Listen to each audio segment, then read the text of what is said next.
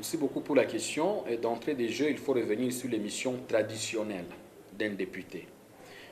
Lorsqu'on est voté ou lorsqu'on est élu député, et d'ailleurs avec la logique de la décentralisation, on devrait avoir même jusqu'au niveau des conseillers, au niveau même des communes, au niveau même des chefferies. Et donc, un député, sa première mission, il faut dire que c'est d'élaborer la loi, c'est de créer les lois, de légiférer, s'il faut utiliser des termes techniques. Et ça, c'est central. Mais outre cette mission principale, il y a celle aussi de contrôler l'action du gouvernement.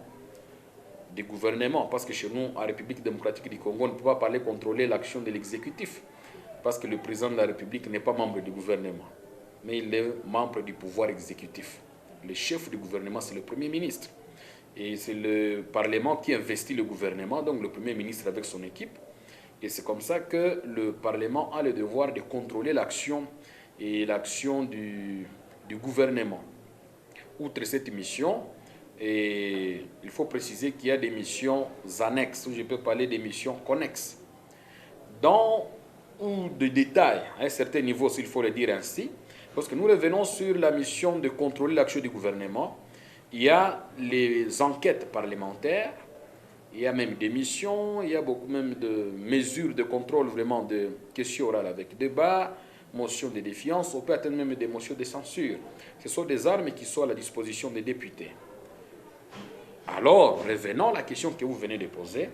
Les députés, c'est quelqu'un qui est élu pour représenter un peuple. Donc, à lui seul, il peut représenter même 10 000, 20 000 Congolais.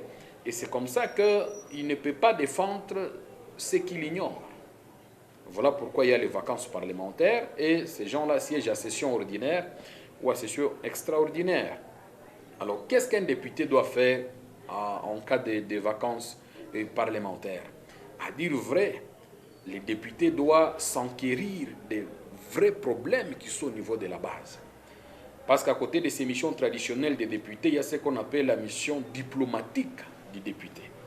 Et ça signifie quoi? Le député devient comme un catalyseur, il devient comme quelqu'un qui doit communiquer, il doit faire de plaidoyer en faveur de sa base. Prêtez-moi l'expression base.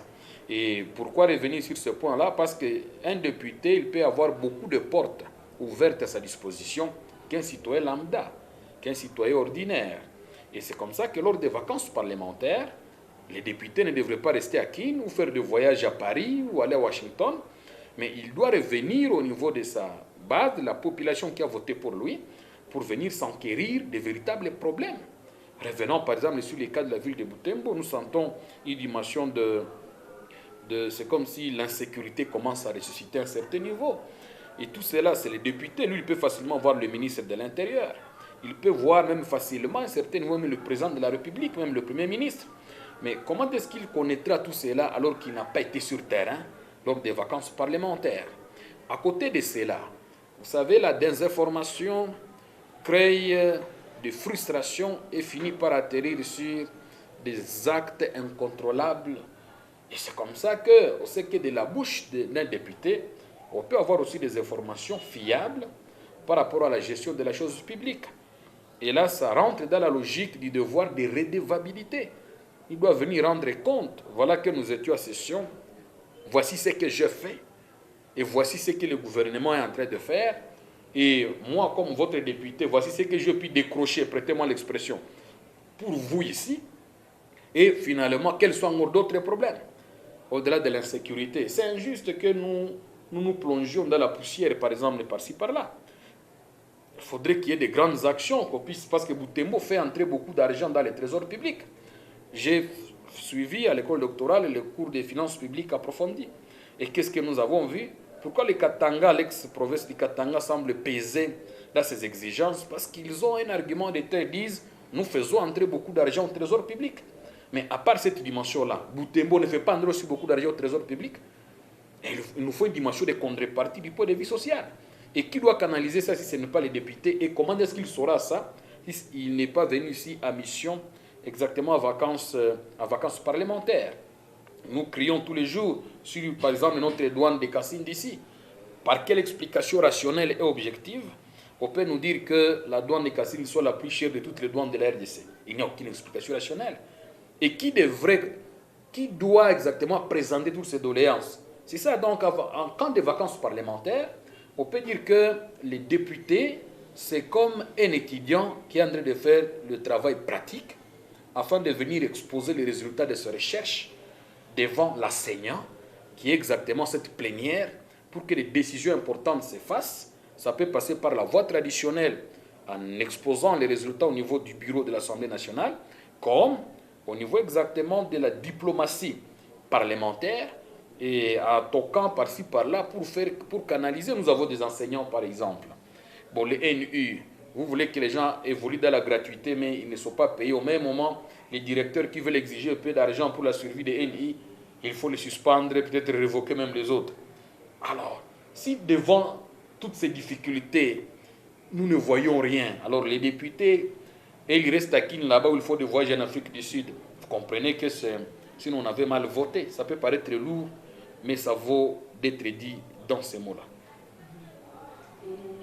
Est-ce que député débouté, on peut aussi voir, par exemple, les députés qu'on a votés ici à Bouté, vous êtes déjà député national, il peut aussi voir les problèmes d'ailleurs où il doit seulement rentrer dans sa base? Ah, ça devient une très bonne question. Parce que lorsque vous parlez des députés nationaux, ça signifie que ce rayon d'action, c'est le territoire national. Et lorsqu'on parle des députés provinciaux, ça signifie que ce rayon d'action, c'est au niveau de la province. Mais toutefois, on ne peut pas faire semblant. Si nous revenons dans les théories des droits constitutionnels et même des sciences politiques, on va vous démontrer que pourquoi il y a des provinces. Si nous étions dans une unité absolue, on n'aurait pas de provinces. Ça signifie que chaque coin de la République a ses réalités sur le plan ethnique, là nous voyons l'aspect culturel, sur le plan économique. Vous ne pouvez pas comparer Butembo par exemple avec Mbandaka là-bas ou avec le Nord Ubangi, vous prenez Lubero, non. Chaque coin a ses réalités. Et si la population arrive à voter pour X ou Y, même si le député national, bien sûr, ce rayon d'action sur le territoire national, mais s'il faut préciser certains éléments, d'abord, c'est pour défendre sa base. Ça, il ne faut pas qu'on fasse semblant. Je n'ai jamais vu un député du Kasaï venir plaider pour la cause des gens de Butembo ici. Je n'ai jamais vu un député voter au niveau de Haute-Ouélé là-bas, venir défendre même l'histoire de Ben ici.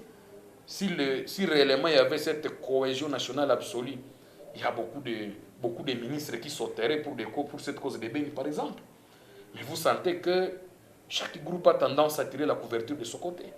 Et devant des évidences de ce genre, je pense qu'il est honnête de dire que lorsqu'on est élu d'abord, c'est pour défendre ceux qui ont voté pour vous, ensuite, toute la République. C'est mon point de vue. Oui. Alors, maître, nous sommes dans la période des vacances parlementaires et nos députés, nous ne voyons pas encore quel message vous pouvez leur adresser, nos députés qui nous représentent au niveau de Kinshasa. Oui, et là, il y a, heureusement vous précisez, parce que ceux qui sont au niveau de la province, ils sont au chômage presque avec l'état de siège, mais ceux de Kinshasa, je pense, ils doivent venir. Nous n'aimerions pas les voir lorsque ce sont des questions des élections. Parce que nous avons des sérieux problèmes, il faut l'avouer. Même cet état de siège mériterait d'être réaménagé. Parce que c'est une réclamation générale. J'aime toujours le dire, bon, entre nous. Lorsque nous avons un maire de ville policier, des bourgmestres policiers, bon, ça a changé quoi, par rapport à lorsque les civils étaient là. Ils savent le bouton. Mais il n'y a rien qui a changé, qu'on soit assez sérieux. Mais il y a des zones qui sont bien ciblées, comme le territoire de Beni, ville de Beni. Il y a quelques parties dans l'Ituri, il y a des points qui sont bien identifiés. Bon, ça a changé quoi? Et pourquoi? Il devrait venir, il devrait arriver ici. Moi, je demande à tous les députés, parce que si nous avons voté pour, il y avait le vieux Eric Kamaou, Mbindoulé, nous voyons Tembos, et même Nzangi. Nzangi, bon, lui, il est ministre actuellement, mais donc, nous voyons Rémi. Que nos amis reviennent ici pour venir s'enquérir des problèmes de base. Parce que ce qui est aussi leur grande faiblesse, il faut l'avouer, la plupart n'ont pas de bureaux permanents devant lesquels les gens peuvent déposer leurs doléances, même lorsque ce n'est pas en cas de vacances parlementaires, et lesquelles doléances peuvent les parvenir même à 48 heures. On a vu des petits bureaux être ouverts par-ci, par-là, bon, ou peut-être les loyers payés difficilement, on est obligé de fermer ça. Vous sentez que c'est comme pour entretenir seulement un groupe de militants, Mais ce n'est pas pour que la population vienne déposer les doléances là-bas qui doivent parvenir à leurs députés afin que ça soit bien canalisé. Alors même s'ils ont échoué à cela, qu'ils viennent quand même et s'ils arrivaient sur le terrain, ce n'est pas pour venir mener des actions à philosophie électorale, comme disait Winston Churchill, dit les politiciens, ce sont des gens qui posent des actions pour les élections prochaines, mais les hommes d'État, ce sont des gens qui posent des actions pour des générations futures. Et je demande à nos honorables députés d'être des hommes d'État que d'être des politiciens. Pour la ville, pendant ces vacances. Pendant ces vacances qu'ils viennent, il y a certains députés qui peuvent demander si à Butembo il y a combien de quartiers, peut-être ils ne savent pas. S'il est élu à la ville de Butembo, il doit sillonner quartier par quartier et s'enquérir des problèmes de chaque coin. D'ailleurs, comme ils ont beaucoup de temps, ça c'est même cellule par cellule. Et écoutez, ici nous avons un petit problème de pont. Ce n'est pas lui qui va construire le pont, mais qu'il soit en mesure de bousculer ou de canaliser cela à qui de droit et de faire des suivis. Mais lorsqu'on arrive, il faut plutôt que les gens viennent vous voir. On est l'honorable chez lui, alors les gens viennent voir l'honorable chez lui. Il devient maître plutôt que d'être serviteur, c'est pas correct. Maître.